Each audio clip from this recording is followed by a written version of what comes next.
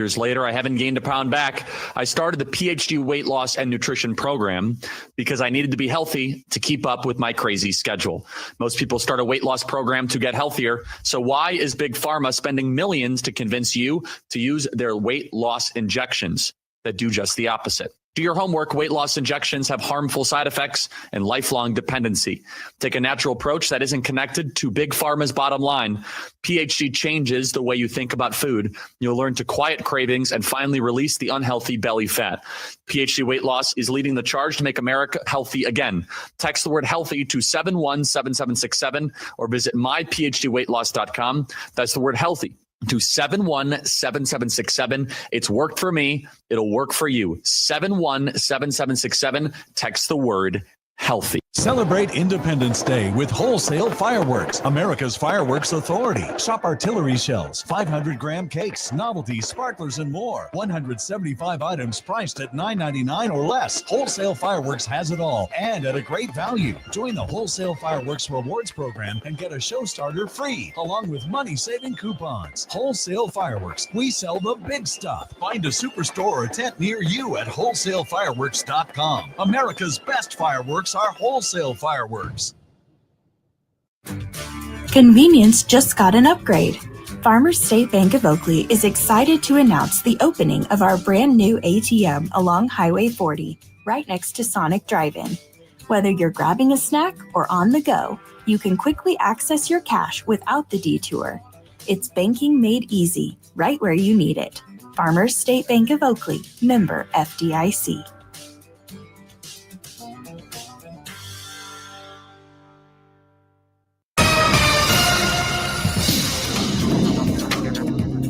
Today, sunshine with warm highs into the mid-90s with southeasterly winds at 10 to 20 miles per hour. The disturbance coming off the front range will bring some strong to severe storms this afternoon and evening, with the activity being mostly west of Highway 25 and in the Three Corners region. Some could have large hail and damaging winds. Lows tonight will be in the mid-60s. Tomorrow, a ridge will build over the area, and it heats up into the upper 90s with more sunshine and breezy south-southeasterly winds. There could be some evening scattered storms in the same areas west of Highway 25 and around the Three Corners area. Lows again will be in the mid-60s, and Sunday a cold front passes through, with another round of evening storms being more wider spread. Highs will still be warm in the low 90s and lows in the lower 60s. Monday and ending June through the 4th of July. On Friday, storm activity will become more scattered and thus drier. Highs will start the week cooler in the mid-80s. This is meteorologist Chris Schromick in the NWKS Radio Weather Center. Summer deals are heating up at Hurl Chevrolet GMC in Goodland. Right now, get up to $7,000 off a brand new 25 GMC Sierra 1500 Pro.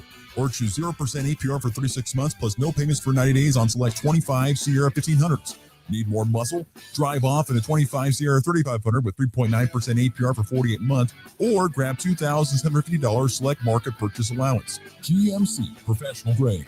These offers won't last. Swing by Hurl Chevrolet GMC in Goodland today, online at hurlchev.com. Looking for insurance that actually puts you first? At the insurance agency in downtown Goodland, we're independent, which means we work for you. Whether it's auto, home, crop, or business, we shop top carriers to get you the best coverage at the best price. No pushy sales, just honest advice from people who live right here in your community. Give us a call today at 785-899-5011 or stop by 1020 Main in Goodland and let's get you covered. The Insurance Agency. Insurance the way it should be. At Eklund Insurance, they understand your unique needs. Whether you're a farmer protecting your farm and ranch, or you need commercial or personal insurance for your home, health, or auto, the team at Eklund Insurance has you covered. Their consultative approach ensures you get the best advice tailored to your situation. They shop around for the best insurance products, so you don't have to. Eklund Insurance, your trusted partner in comprehensive coverage. Stop by today to talk to one of their agents at 1628 Caldwell Avenue in Goodland. You ready? Ready? 1, 2, 3, 4! It's time for the Morning Blitz with Ross Volkmer. The amount of money getting thrown around to quarterbacks who haven't done diddly squat is amazing to me. The High Plains only local sports talk show. Knows what he's talking about. Broadcasting live on Rocket 102.5 and streaming on YouTube, Facebook, and X. Not this again. Yes, this again. Covering it all from the preps fastball, swing and a miss, and a strikeout there for Kaysen Cedarstrom. To the pros. Mahomes keeps it on an RPO at the 5, gets a lead block. He goes into the end zone near side. Touchdown, Kansas City. The Blitz is presented by Pearl Chevrolet GMC, Hoover Lumber Ace Hardware, and F&B Bank. Along with the insurance agency, the Farmer State Bank in Oakley, the Cowboy Corner Express, and Equity Bank of Hoxie, Quinter, and Grinnell. Let's go to work. And the pitch to Doyle is sent deep to left. Going back, Hernandez. It's gone. A rocket to left field by Brenton Doyle. His 6th home run this year. Jumps on the first pitch in the second inning from Kershaw. 1-0 Colorado. Hammered right field. That one back on its way and gone. Michael Busch will touch them all. His 13th of the year, and the Cubs jump out front. Gets a breaking ball and lines in. Base hit. Soto is in. Alonso right behind him. Jeff McNeil drives for the pair, and it's 4-0 New York. And it's Friday, everybody. We have made it. Glad you're with us here on the Morning Blitz. So glad you could be part of the program. Beautiful sunshine here on this Friday, June the 27th. Warm, 66 degrees. Going to get up into the low 90s today. Expected temperatures around, 91, 93, somewhere in that range today. Maybe a little bit warmer. Going to be in a warm weekend ahead. A warm weekend ahead. Temperatures looking to be in the mid-90s, low to mid-90s and much of the weekend. And I was actually kind of peeking ahead to the 4th of July week ahead. Or I should say the week ahead for 4th of July. Was kind of peeking ahead to that. And temperatures looking to stay in the mid-upper 80s, even scratching into the low 90s next week, it looks like. So not a lot of precipitation at this point in time. Looks to be plenty of sunshine, but we'll see. You never know. Something could certainly pop up, especially with the wheat harvest going on. Like something's going to come along and maybe slow things down for a day or for at least a half a day or something like that. So we will certainly find out. But like I said, sunny and hot today, temperatures in the 90s. But glad you're with us here on the Morning Blitz. We've got plenty to get to on today's program. We're going to play some 3 Up, 3 Down coming up here at the back end of the show. Our good friend Dan Lucero from 580 Sports Talk in Topeka is going to stop by and be our guest today. We'll be visiting with him about the struggles of the Kansas City Royals as well as the Rockies and some news around them. We'll be talking some Major League Baseball with Dan Lucero coming up. And who knows, sometimes we'll be scratching to something else, but I think baseball is going to be the focus of that topic coming up here in segment 2. We will get to segment 1 here in just a little bit. But before that, of course, another reminder, if you want to be part of the Morning Blitz, the best way to do so is our F&B Bank text line at 785-899-2222. Or if you'd like to chime in on the Hurl Chevrolet GMC video stream on Facebook, X, YouTube, we can see those comments as well. Just comment below the video stream there. Good morning to all those out there watching. Appreciate you tuning in. One of our listeners that doesn't live in the state, he goes, the Morning Blitz is worldwide, which I guess we are if you know where to find us.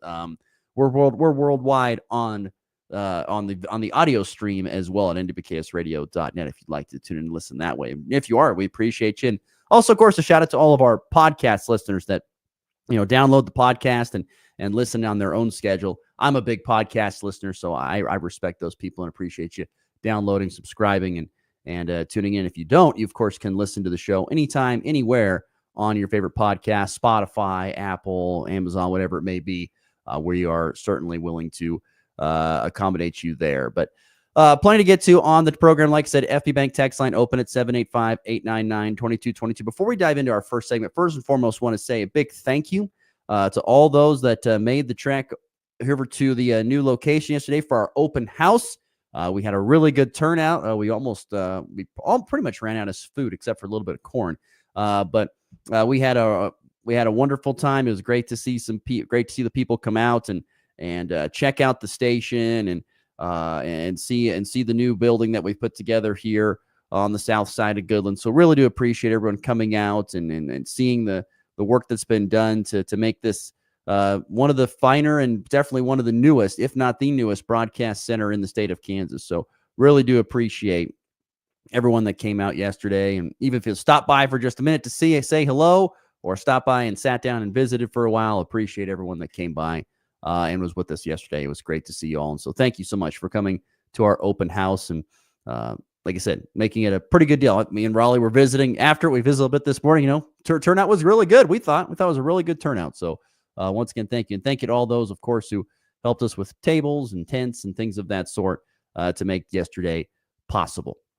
All right. Like I said, Dan Lucero coming up here in about 15 to 20 minutes. We are going to have 3 Up, 3 Down a little bit later on, but I wanted to open up the show with a topic du jour, a topic of the day. And this, I have to give credit to our friends at Go Power Cat for I guess should say starting this topic. That's one thing I wish I was really good at. I'm not. I've got to get better.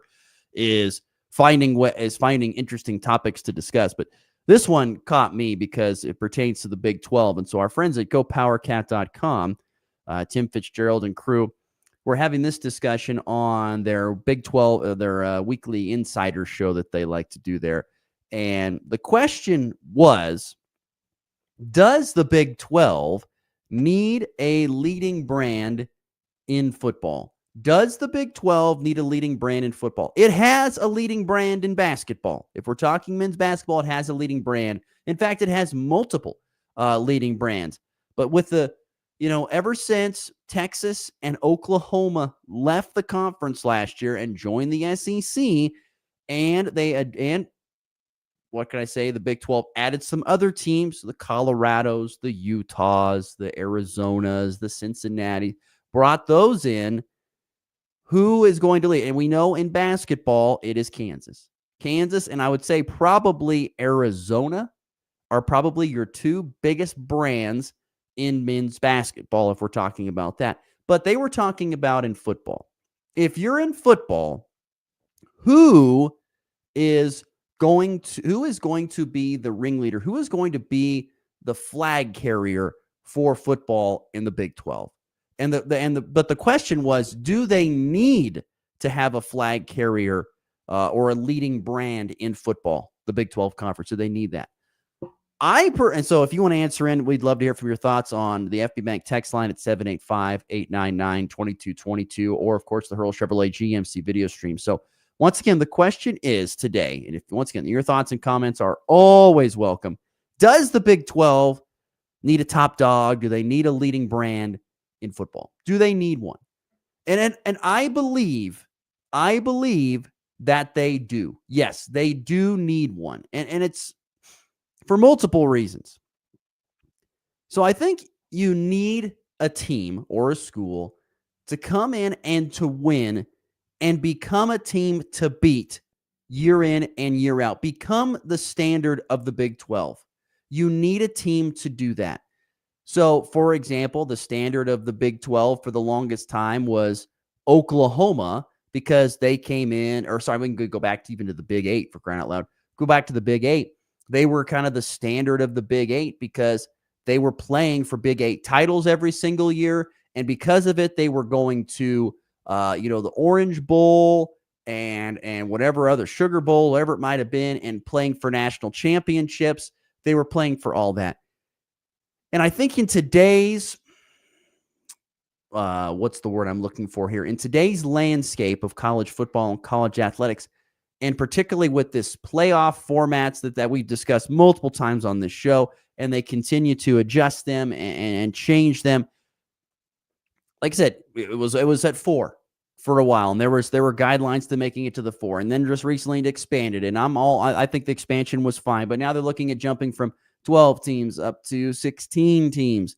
They want to expand even more. And we've talked all about, they want the 4 conference champions and the highest ranked, non-power one. And then 11 open bids or maybe, some people want a guaranteed, 4 teams from each conference with 4-4, 2-2-2, whatever the heck that thing is that they've discussed before.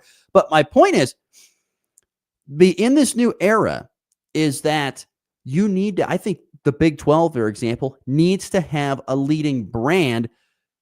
So then everyone else has something to measure up with, and the rest of the college football landscape has something to kind of measure up with a little bit. If you get what I'm saying. I mean, everybody knows that the SEC every single year going in, and probably, and more than like the Big Ten, is going to have at least one, if not for sure, two teams, you feel pretty confident in that, making it into the playoff.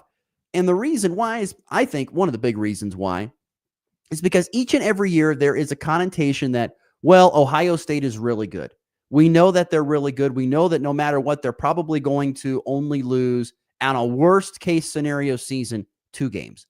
And if you only lose 2 games, you're going to be in the hunt.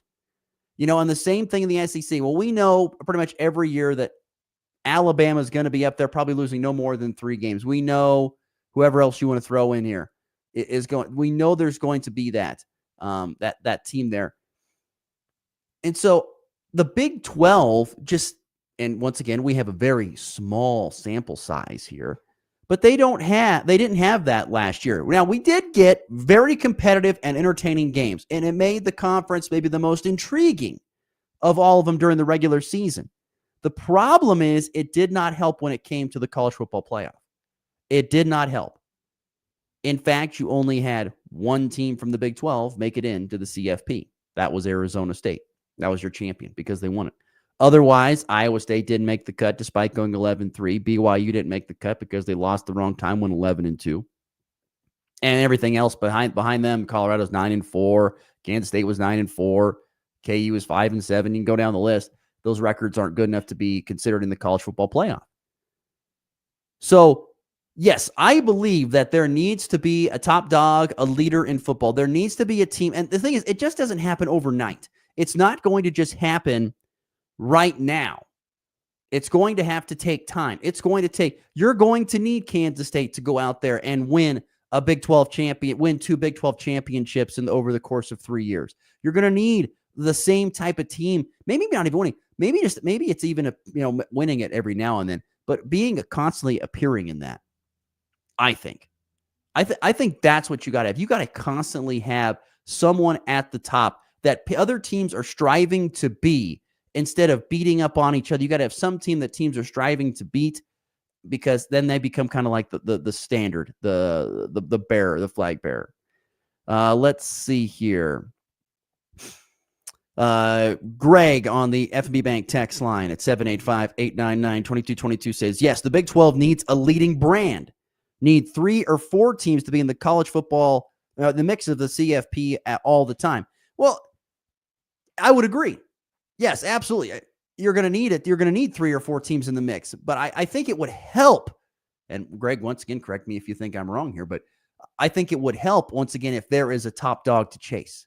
Like if like I said, if Kansas State goes out there, and because there really isn't a top dog right now, Oklahoma and Texas have left, and Kansas State wants to try and fill that role and does so successfully by playing in, let's say 3 out of 5 over the next 5 years, they play in 3 Big 12 title games and they win 2.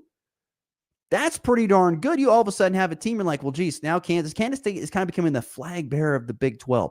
They are carrying that torch for the Big 12. And the rest of the country kind of knows now. It'll help a ton if Kansas State goes on and wins in the playoff, wins a game in the playoff, wins a couple games in the playoff. I'm not saying wins a national championship per se. I mean, that would definitely help for sure, obviously. But just getting to the playoff and maybe winning a game would certainly help the brand as well. I mean, Arizona State is the leader in the clubhouse to do this right now. And it sounds ridiculous, but it's because of what happened last year. They won the conference. They went to the CFP, and they really gave Texas all they could handle, honestly, and probably were a couple of questionable calls away from possibly even beating Texas, which really would have been a big boost for the Big 12, but it didn't happen. Okay, so fine. One of the things that could happen this year that could be bad for the Big 12 is Arizona State drops and doesn't have a great year. What if they end up going 8-4, 8-4, 8-5, 9-4? What if they end up doing that in the regular season? That would probably really hurt. Would really hurt the Big 12, I would think. And let's say BYU has a great year, and then they come to the top. And then we flash forward ahead another 365 days, and then it's Kansas State that has that great year. Once again, I'm just throwing teams up there, not saying that's what's going to happen, but that would be the bad thing. I think you want to have some sort of consistency at the top. Like every single year, K-State is vying for a top spot. Iowa State is vying for a top spot in the Big 12. And hopefully over the course of a handful of years, you're winning some conference titles. I would think. More from the F&B Bank text line at 785-899-2222. Keith chiming in. With all these super conferences, drop the cupcake games and all regular season games need to be conference games. Well, I mean, are we, Keith, in your opinion, are we in super conferences yet? Because I don't know if I can, they are bigger conferences. I guess there are super conferences and there's super leagues. Because that's what'll have to happen if they go to super leagues. And let's just say the ACC and the SEC form one league and the Big 12 and the Big 10 form another league, or that would be an example. Once again, I don't know, for sure what you mean on these super conferences. There's no doubt that, and we've had this conversation before on this show, there's no doubt that the Big 12 and the Big 10 are certainly challenging themselves more than the SEC, to an extent, to the SEC and the ACC, simply because of conference game schedule. The ACC and the SEC only play 8 conference games a season, 8, which means there is a chance in there for one more win, or for another win that could be a loss in the Big 10 to the Big 12, who will play 9 conference games. The problem is you have to try and find some sort of agreement. And that's where, once again, there's been a holdup in all these conversations that have been going on about college football, particularly over the last handful of months, is that the Big 10, the SEC, the ACC can't all agree. Well, we need to play, that's why they're talking about this playoff format. We need guaranteed 4 spots, or, we need a guaranteed 5 spot. We have 5 conference and 11 open spots. That's the biggest thing, is that they can't agree on it. Well, the biggest reason why they can't agree on that is because the Big 10 and the Big 12 are playing 9 conference games a season with 3 non-conference opponents. And then you have, in the SEC, they're playing 8 with 4 non-conference games. And one of those games is usually a bye game where they're spending that money with DeVry or whoever else you want to throw in there, the University of Phoenix or, Roast Beef State, whatever you want to throw there. Well, my point is that's one of the biggest reasons why the Big 10, at least in the conversation, has been like, well, we're not going to do what the SEC wants to do because they don't play as hard a schedule as we do. We play more conference games. They don't. And because of it, the Big 10 does get rewarded for that. They make more money. And I think maybe even the SEC Commissioner Greg Sankey would be okay with 9 games, but football coaches are not okay with it because they're like, well, we don't want to have that extra conference game because that's another possible loss, and that could mean me getting fired. So I get it a little bit from both sides. But Keith, I think, once again, that's kind of a semi-separate topic because I believe that teams that play for national championships, or in the case of making the playoff, I believe that it is not just a 1-year deal to an extent, particularly for teams that are not from the SEC or the Big 10. I just don't. And if you don't have any history kind of behind you, you're probably not going to get the benefit of the doubt. I really do believe that. I always go back to one of my favorite examples in this is Cincinnati football.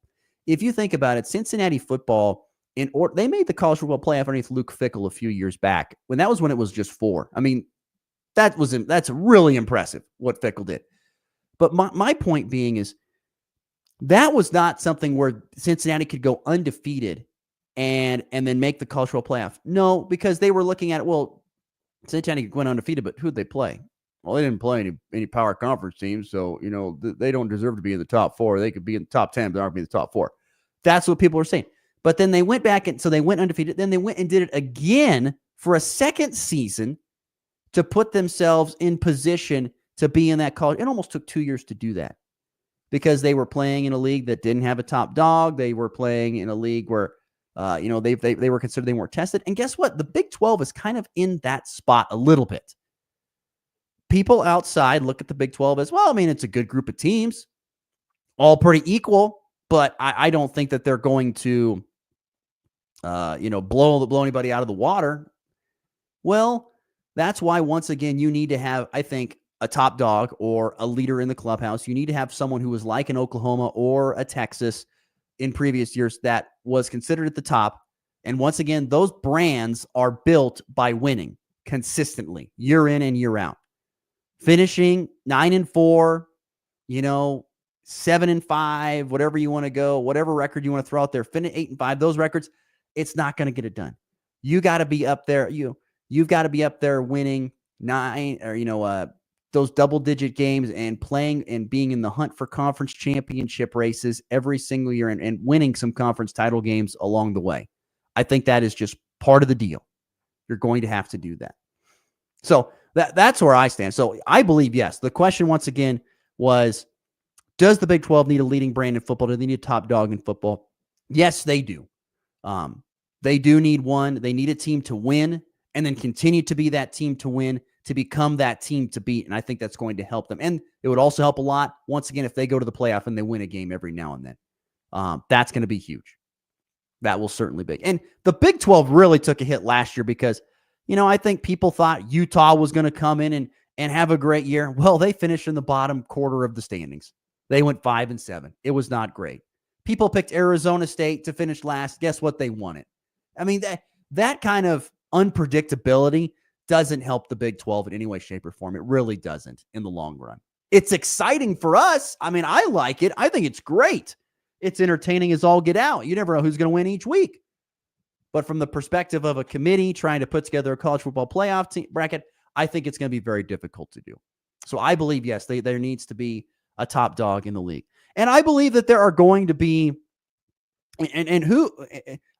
sorry, to finish that point here, you need a villain. I mean, that is what draws attention, and people don't like Oklahoma. People don't like, Alabama. People don't like Texas because they do win and they have all that success and they become the villain, and that draws ratings, that draws eyeballs. The Big 12 doesn't have a villain.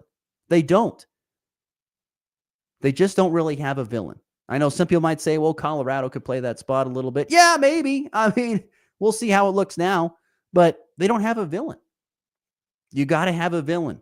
You got to have someone that people are jealous of, that wins a lot and all that stuff. So the good Big 12 needs a villain. They got a lot of good guys. They need a villain out there, someone that people need to chase. And I think that's going to help their chances of standing out in the cultural playoff and helping them, I think, in the long run. I really do believe that. Who's going to do it? I think Kansas State's in a great spot for it. I really do.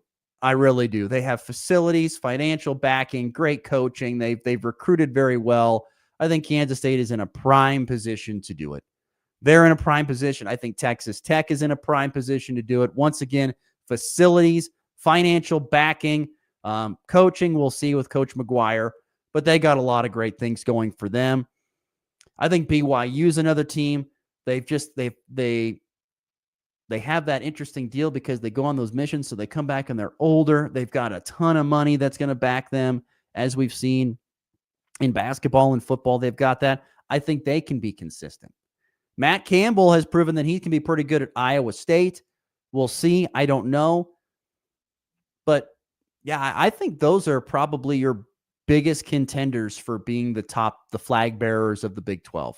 Probably BYU, Texas Tech, Kansas State. You could probably throw Oklahoma State, who, by the way, was another team that people thought last year would be a really good one. They finished dead last. They went 0-9.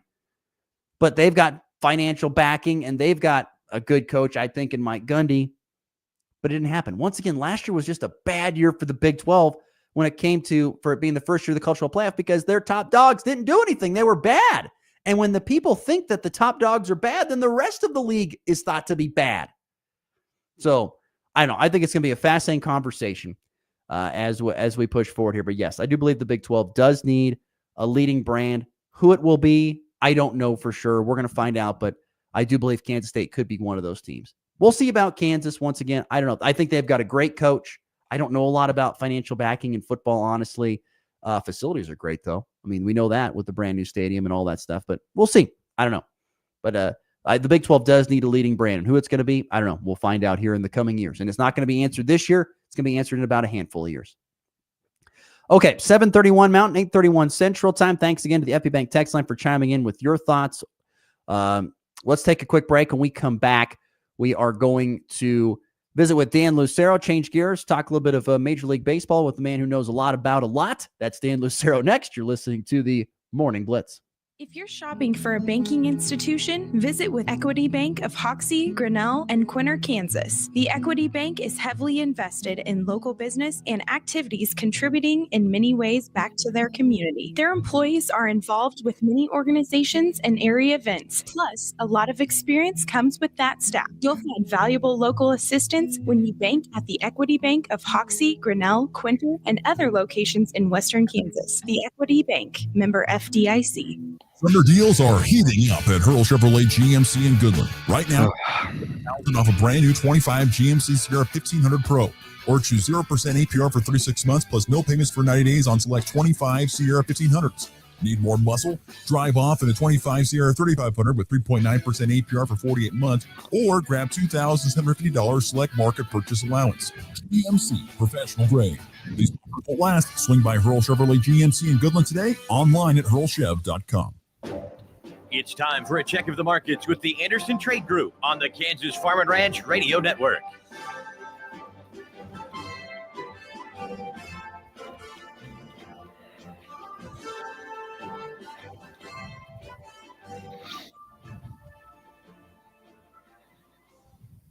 Good morning. This is Kate Thompson with the Anderson Trade Group. Today is Friday, June 27th.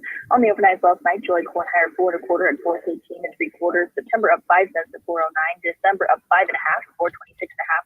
March up 5 cents at 4.41 1/2. July soybeans up a cent at 10.23 3/4. August up 3/4 at 10.28 1/2. September up 2 1/4 at 10.11 1/2. November up 2 1/2 at 10.19. Chicago wheat July contract higher 4 3/4 at 5.25 3/4. September up 5 cents at 5.51 3/4. December up 4 3/4 at 5.64 1/2. March up 4 1/4 at 5.83 3/4. Kansas City wheat July contract higher 3 3/4 at 5.22. September up 4 1/4 at 5.38. December up 4 1/4 at 5.61 1/4. March hard wheat up 4 cents at 5.82.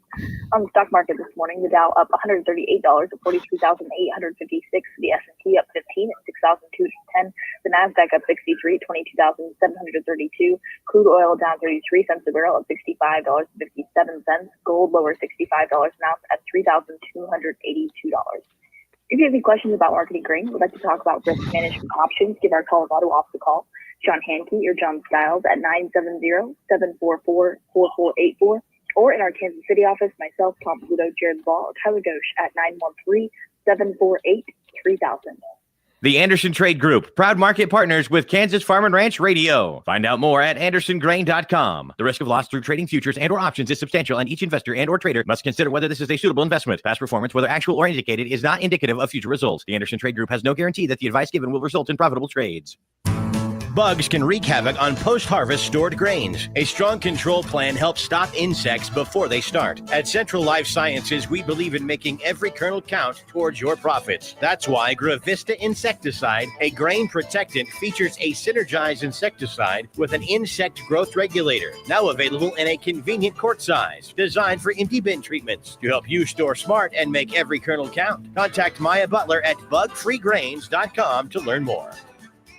They say seeing is believing, and nothing catches the eye like the 9.5 bushel per acre yield advantage of Revitec fungicide over other fungicides. But don't just take our word for it. See it for yourself. Run a comparison of Revitec fungicide. Enter the Real Results Yield Challenge and experience the difference it makes in your fields. And when you share your experience with us, you'll get a chance to win a 2-year lease on a new truck. Sign up at yieldchallenge.basf.us. No purchase necessary. See official rules for details. Always read and follow label directions. Breaking down the plays, the players, and the passion. Who's got it better than us? Nobody! This is the Morning Blitz.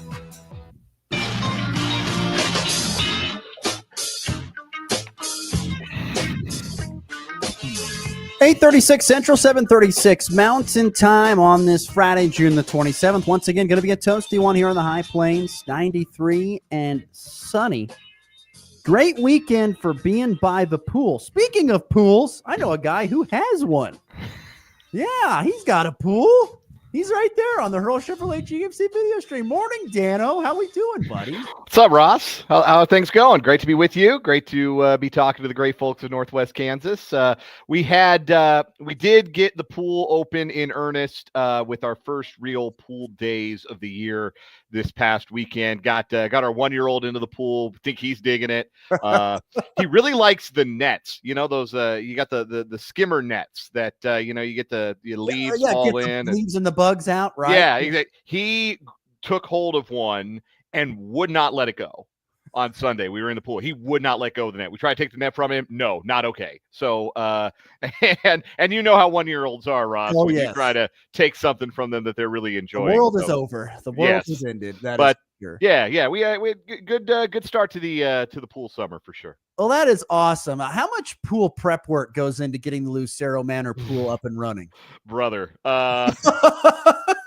People who don't have pools, look, there's a lot of work that goes into keeping those pools going. A lot of chemicals. You have to pull the tarp, then you got to get all like the nasty leaves, and we got a big tree in the middle of our yard, which is not like, it's good for shade. It's not ideal for like stuff landing in the pool.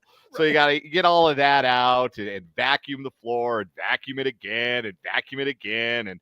And it can be pretty labor intensive. It's worth it, but the worst part of owning the pool is the day you open it and the day you close it. Those are the worst days. Yeah, no doubt about it. Dan Lucero, our guest. Well, I'm just glad the pool is out and everyone's enjoying it, even though I know it's a lot of work each and every day, to get out and enjoy it. I need to change my Chiron here on the video. I need to change to Dan Lucero pool owner. Ooh, That's yeah. You know what? We can do that. We can change it. Pool owner Dan Lucero joining us here on the morning. Let's talk some sports. Dan, of course, of WIBW Sports Talk 580 there in Topeka, and of course, a former co-host and friend of this program here. Let's go to the Royals, Dan. What's going on offensively? Why can this team not score a run? What is it now? 63 consecutive innings. I think it's without a home run at home or being held scoreless without a run, I think is what it is now. I mean, this is a drought that the Royals are on. And I think we knew going into the season that it was going to be a challenge offense because they didn't really find extra bats. They hoped Jack Hagelin would come up and do that, but it didn't. But I'm kind of curious, in your expertise opinion, why can't the Royals find any sort of offense?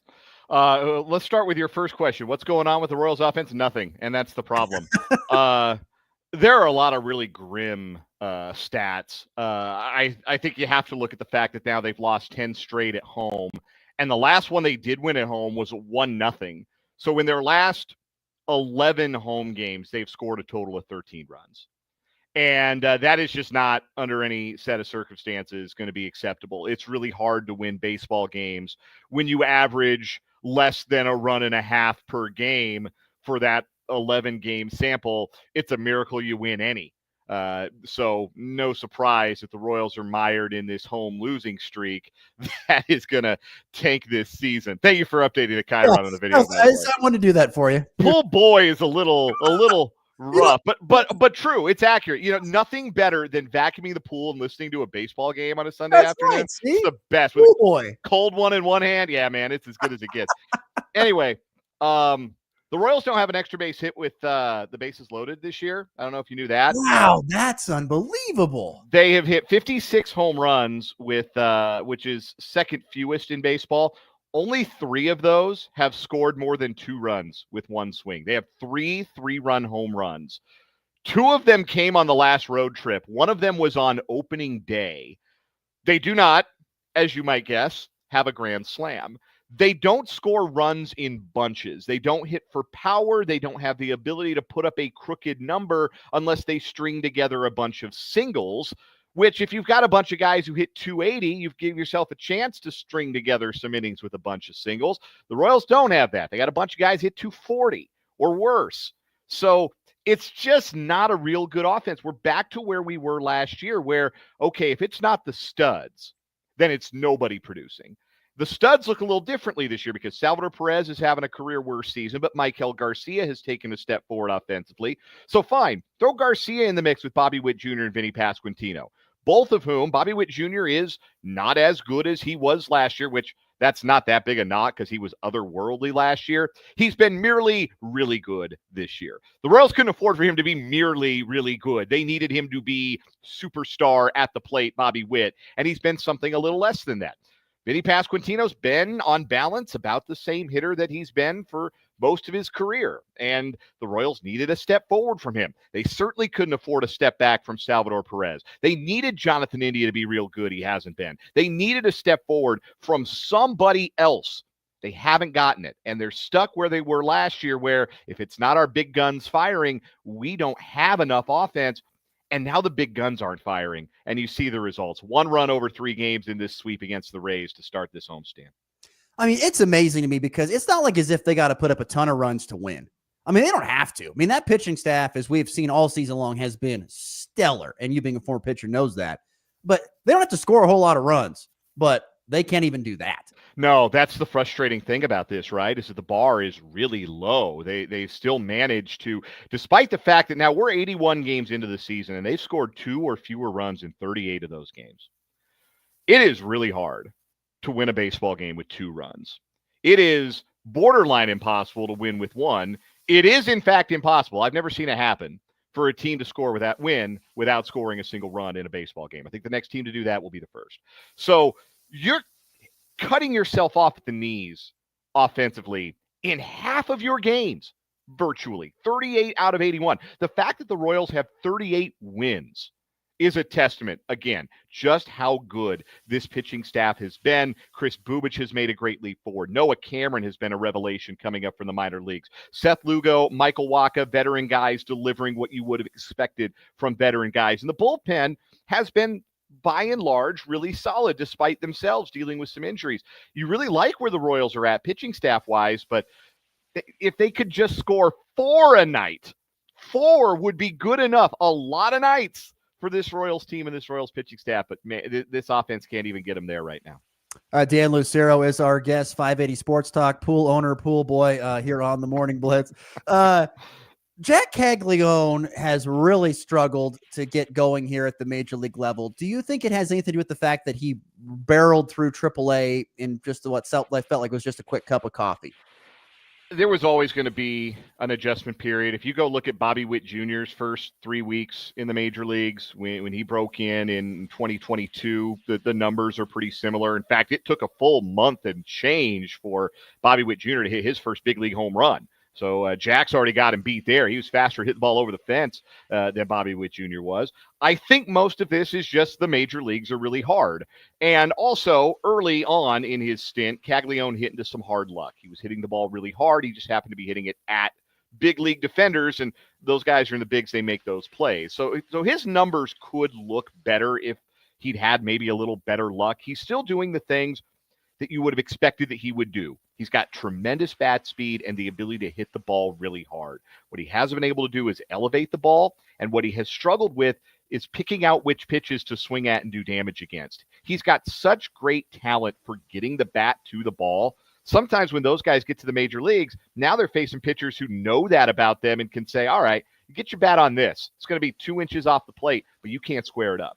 And that ball that's on the outside corner that Jack's hitting out of the ballpark in AAA, that's an inch or 2 off the plate or an inch or 2 down, and Jack's hitting a routine pop up to the shortstop, or he's grounding out to second base. So it's just a process. And the idea that Jack was going to come up and be the savior of this offense, number one, it was unrealistic. Number two, it was unfair to him. And I think that some of that pressure is starting to get to him a little bit. He's starting to wear some of that frustration. I think they need to leave him in the major leagues. I don't think sending him down does him any good. I think he's going to learn better at the major league level than he would have at AAA, which clearly had nothing to teach him. But it's going to be a rocky ride. And if you were expecting that he was going to come up and just destroy the league for 3 months, well, your expectations have not been met. But that's understandable. Again, this is there's no tougher jump to make than the one from the minor leagues to the bigs. Dan Lucero once again joining us here on the Hurl Chevrolet GMC video stream. I mean, Royals have lost 5 in a row. LA is in town this weekend. The Dodgers, that is, not the Angels. I want to remind you people of. It's not going to get a whole lot easier. I mean, how bad could this skid go for Kansas City? And how much more of a skid can they take and still remain even in the playoff conversation? Right now, I think they're 3.5 games back in the wild card. Yeah, it's a crowded wild card race, right? And a lot of teams that are in that race right now are probably not really in it. They're looking at their rosters thinking, yeah, it's going to behoove us to be sellers, even if we are like in this, what is like an 8-car pileup right now for these wild card spots. There are going to be teams, I think Boston is one, I think the Angels are one, that are going to decide, hey, it behooves us to move some pieces, and we're not really in this thing to win it. The Royals, yeah, you can't afford it to get a whole lot worse. They've got 3 with the Dodgers this weekend. Then they got to go out on the road. They got Seattle for 4, and then Arizona, and that really good lineup for the Diamondbacks for 3. If that road trip goes sideways, then yeah, you're still a week out of the All-Star break at that point, but you're having some really difficult conversations. The problem is, and we're going to talk about this, we have talked about it on our show, 580 Sports Talk, 3 to 6 weekdays, 580 WIBW, 580WIBW.com, and on our YouTube channel, 580 Sports Talk. We're going to talk about it today as well. It just ain't a lot to sell. There's one big piece, one big attractive trade piece, and that's Seth Lugo. Other than that, I mean, you'll take calls on anybody, but there's nobody else you're going to be really willing to move, because if you move too much, there's not enough coming up from the minor leagues to feel like, hey, we're going to be good again in 2026. And the goal has to be good every year that Bobby Witt Jr. is good and on your baseball team. And I'm not sure that the Royals could go and say, oh, we're going to trade Maikel Garcia, or we're going to get a haul for Vinny Pasquantino, and then turn around and be any good in 2026. And then you're just lighting a year of Bobby Witt Jr.'s prime on fire, and I don't think that's an acceptable outcome either. That's a fascinating thought. Honestly, it really is to think about. There is obviously, to me, I thought about that. There's nothing you could trade, but to think about, you want to be competitive when Bobby Witt's around. You don't want to just waste a year that he's not there. Dan Lucero joining us, talking some baseball here on the Morning Blitz. As bad as the Royals have been, the Rockies have actually looked okay. I mean, yes, I know they were swept by the Dodgers, but almost everybody is when you got that kind of deal. But your thoughts on Colorado finding at least a little bit of footing here over the last couple of weeks? You ever hear of the dead cat bounce? Where it falls off something and lands, and it looks like it's dead, but it gets back up. Is that no? I mean, like a dead cat will still bounce. Like. Obviously, I haven't. Yeah, that's kind of what the Rockies are experiencing. They weren't gonna pace to win 20 some games all season. Instead, now they're on pace to win 36 games, which would still be an all-time worst. But no, things have gotten better. They've found some real positives in the lineup. Jordan Beck and Hunter Goodman look like they are at the very minimum legitimate big league hitters. They looked their best when they had Ezekiel Tovar back for like 15 seconds before he got hurt again, went right back on the injured list. But we know he's a big leaguer too. Like when they ran out a lineup that looked like a big league lineup and not like, wait, weren't these guys on the Albuquerque Isotopes yesterday? Then yeah, they played a little better baseball. Pitching has obviously been what it is, but they found some intriguing arms in the bullpen, and Herman Marquez has thrown the ball better of late. Even Antonio Senzatella's had 3 straight decent-ish starts, which is a borderline miracle. So yeah, they played a little bit better, but it's still not anything really worth getting too excited about. They still are very much on track to be the worst team in Major League Baseball history, and it's the least they deserve. But if you had to really, polish a turd here, but if you had to do that, Beck, Tolia, and Goodman, over the last handful of games have kind of showed what I think the Rockies were hoping for, is that we have some young pieces, and if they can put it together, we might actually have something for the future. Would you agree on that? I think all 3 of those guys can be productive big league hitters. I don't understand what it is with Tolia. It feels like every year, or at least the last 2, he comes out, he can't make any contact. He goes down to Albuquerque for 2 weeks, and he comes back, and he's himself again. I don't know if there's restorative power in Albuquerque green chili or what it is, but Tolia apparently really likes it and goes down there for a couple of weeks, and he comes back, and look, Tolia is always going to strike out a ton, but it's damage on contact. He's got the capability to, hit 25, 30 home runs, and you take that in a big league lineup. Hunter Goodman is having a really nice season. He's going to be another guy who's always going to have some strikeout to him, but he's got power and the ability to make some good contact. Jordan Beck's had a nice, full season rookie debut here. I think there are reasons to be intrigued by those guys. Tovar's another one when he's healthy. I guess the question is like, who's going to drive the bus? Who's going to be your star? Who's going to be the guy that teams have to account for when they play the Rockies? Who's going to be the Helton? Who's going to be the Arenado? I feel like a lot of these guys, while like nice bats, are really complementary bats in search of a star bat still. I don't know. And look, Goodman and Beck are still young in their careers. Maybe one of them has another level to get to. But I do think it is promising, especially given how poorly the Rockies started offensively this year, that some of their young guys have made some strides. Okay, a couple more quick ones before we let you go. More on the Rockies. Announcement yesterday that Walker Monfort's going to take over for Greg Fee. So is this just doing a lot of the same stuff that's not really going to help the Rockies in the long run? I would assume that's what that is. Well, there are a lot of people who say really nice things about Walker Monfort, and he is not his dad, but he's a Monfort. And look, I don't know how Dick Monfort hears months of criticism, really years of criticism, about how insular the Rockies are, that they don't look elsewhere for new ideas, that they only ever promote from within, that they're unwilling to interact with the rest of baseball in a productive manner. And for his response to be, I'm going to promote my son to a bigger role. Because I'll tell you what's coming next. They're going to create a president of baseball operations role. I really believe that. I really believe that they're going to, I think Bill Schmidt is in his last season as a Rockies general manager, and I think the Rockies are going to create a president of baseball operations role to be the lead baseball decision maker for the Rockies. And for that role, I think they will promote their director of pro scouting, Sterling Monfort. So just be ready for that. Nepotism at its best. Yes, it's Monfort's all the way down. And there is something a little funny about Dick Monfort looking at the ash pile that his Rockies empire has become and turning to his sons and saying, well, all yours. All yours, boys. You can clean up the mess. I'll let you go on this. Just on an overall picture of Major League Baseball, has there been anything that has really stood out to you as we're at this midway point, or is there something that you're really intrigued to follow as we get into the second half of the season here in a couple of weeks? Well, on a league-wide level, I feel like we kind of already know who's good.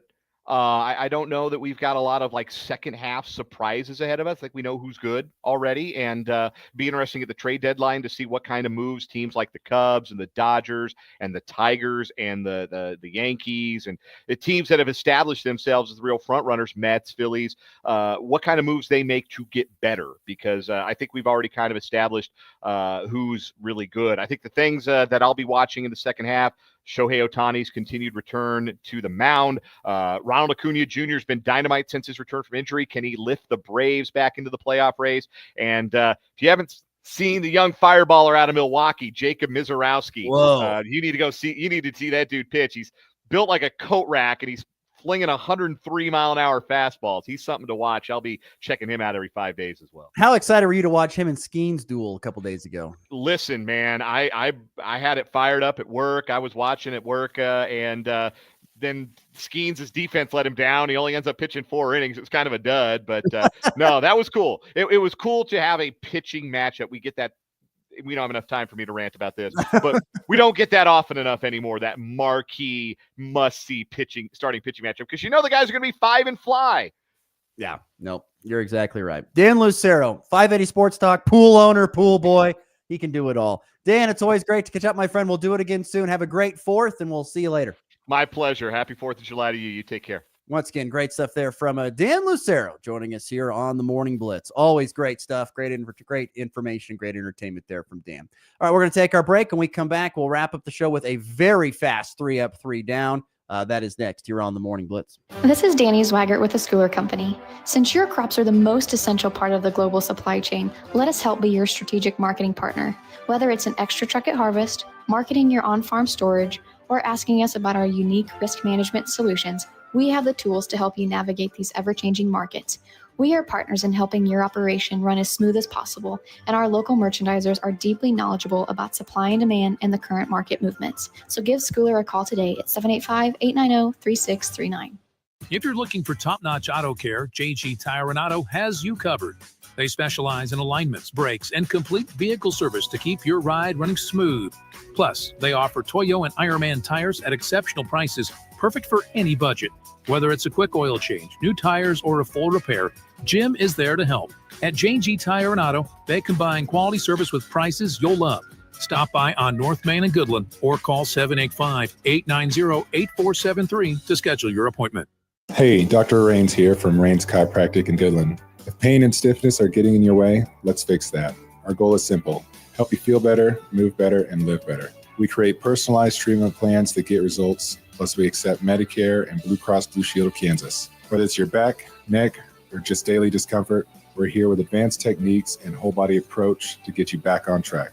Don't wait. Schedule your appointment today at rainschiropractic.com. Let's start your journey to a healthier, pain-free life. Looking for insurance that actually puts you first? At the insurance agency in downtown Goodland, we're independent, which means we work for you.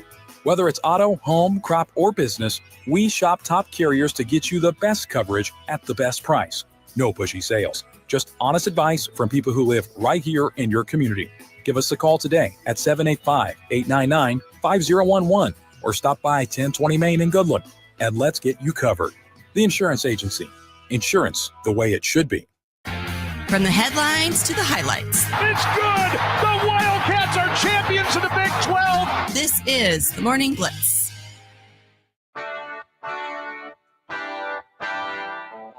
So I apologize, I lied. We don't have enough time for 3 up, 3 down today. I'm sorry. We're going to have to punt on that. I will hit on a couple quick storylines, though, that I do find interesting here before we get out of here, including one, just kind of something about the Denver Broncos that I saw come up here. There's some people that are doing some backdoor channel talking, I think. I don't know if anything's going to happen or not, but it is interesting. But, you know, the Broncos have remade their running back room here this offseason. They've added in J.K. Dobbins. They drafted R.J. Harvey out of UCF. But CBS Sports' Cody Benjamin suggests that they should do a little bit more and that they should trade for a former Sean Payton pick in New Orleans in Alvin Kamara. Kamara is going to turn 30 here next month. He's going to be in his 9th season with the Saints. I don't know if there's a ton left on the treads for Alvin Kamara, but I don't know. I mean, they were talking in this article that, you know, they give up a 5th round pick and they get Alvin Kamara. I don't know. I don't see, they don't have to really, I was reading, they don't really have to rework his contract. His contract is pretty much set. I don't know, and I don't think New Orleans is really going to be winning or playing for anything big in 2025, but the Broncos could be. So, you know, to add another horse into that stable, even though it might be an older horse, into the stable of that running back room, that may not be all that bad. I don't know. I kind of like that idea. So we'll see. I don't know if that's going to happen. That was just, once again, someone's thoughts. Once again, the young Cody Benjamin of CBS Sports suggests that the Broncos should trade for Alvin Kamara. And I don't know. I think he's a pretty good back. I don't know how, like I said, I don't know how much he's got left, but put him in the backfield with Dobbins and R.J. Harvey and McLaughlin. That's a nice little mix in the running back room and would be quite an improvement, I think, from what it was in the previous year. So I don't know. We'll see. Very interesting. Okay, let's get to the walk-off.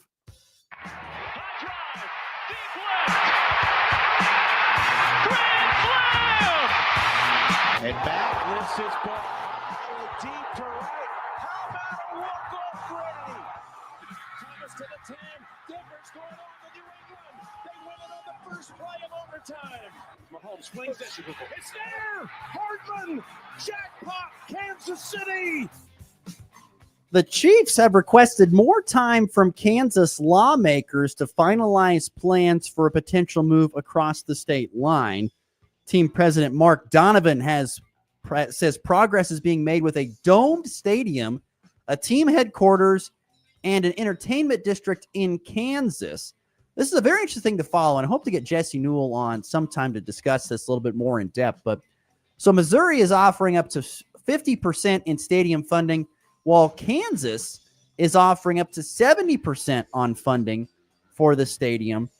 Once again, the Chiefs' Arrowhead lease runs out in 2031. So I don't know. I tell you what, Kansas is looking more and more attractive to landing the Chiefs, even from the Chiefs' perspective, as they're asking for more time. So we'll see if that ends up happening. Don't forget, of course, weekend series for the Royals and Rockies. Rockies are on the road in Milwaukee. Game 1 tonight of that weekend series at 6:10 Mountain Time on KLOE. And as I mentioned with Dan Lucero, Royals at home taking on the Dodgers. That'll be tough. Starting tonight, 7:10 Central Time with first pitch on AM 790 KXXX. And I guarantee there'll be a big crowd there for Kansas City because all the Dodgers fans will show up and all the coattail riders will be there. That'll do it for our program. Thanks to Dan Lucero again for a fun conversation. Missing to that, go back and check out the podcast. Everyone has a great weekend. Stay cool. We're back on Monday. This has been the Morning Blitz. See you then. Are pests making your home or business uncomfortable? Classic rock plays here. This is Rocket 102.5, KKCI, Goodland, Burlington, Colby, and online at NW.